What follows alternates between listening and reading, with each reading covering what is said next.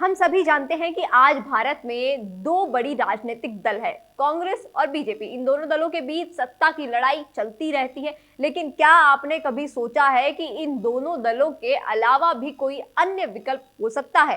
क्या आपने कभी सोचा है कि निर्दलीय उम्मीदवारों को चुनाव में जिताकर निर्दलीय सरकार बना सकते हैं?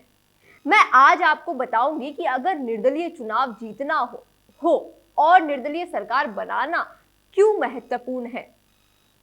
निर्दलीय सरकार निष्पक्ष होगी, लोगों की मदद करेगी। सबसे पहले मैं आपको बता दूं कि निर्दलीय उम्मीदवार, निर्दलीय सरकार निष्पक्ष होगी। राजनीतिक दलों के पास हमेशा अपने निजी स्वार्थ होते हैं।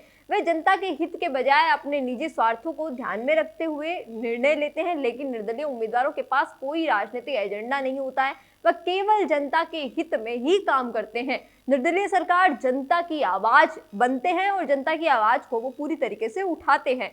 दूसरा, निर्दलीय सरकार जनता की आवाज होगी। राजनीतिक दलों के पास हमेशा अपने अपने एजेंडे होते हैं, वे जनता के हितों को सुनने के लिए तैयार नहीं होते। लेकिन निर्दलीय उम्मीदवार हमेशा जनता की बातों को सुनते हैं और उनके हितों की प्रतिनिधित्व करते हैं। निर्दलीय सरकार विकास की गारंटी भी लेता है। निर्दलीय सरकार विकास की गारंटी पूर्णतः लेता है। राजनीतिक दलों में हमेशा भ्रष्टाचार होता है, वे जनता के पैसों में अपनी निजी स्वार्थों में खर्च कर देते हैं। लेकिन निर्दलीय उम्मीदवार भ्रष्ट नहीं होते हैं, वे जनता का पैसा जनता के विकास के लिए ही खर्च करते हैं, जनता के लिए ही तत्पर रहते हैं।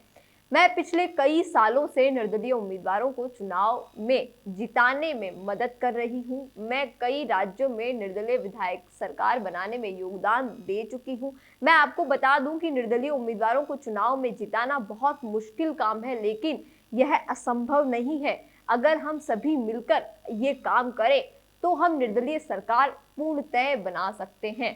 तो दोस्तों, मैं आशा करती हूँ कि आपने समझ लिया होगा कि निर्दलीय चुनाव जीतना और निर्दलीय सरकार बनाना क्यों महत्वपूर्ण है। अगर हम सभी मिलकर ये काम करें तो हम एक ऐसा भारत का निर्माण कर सकते हैं जहां सभी लोग समान हो और जहां सभी के लिए न्याय को समानता से रखा जाए और सभी के लिए समानता से न्याय हो। धन्यवाद। ऐसी ही और खबरों के लिए जुड़े रहिए राजस्थान संवाद के साथ।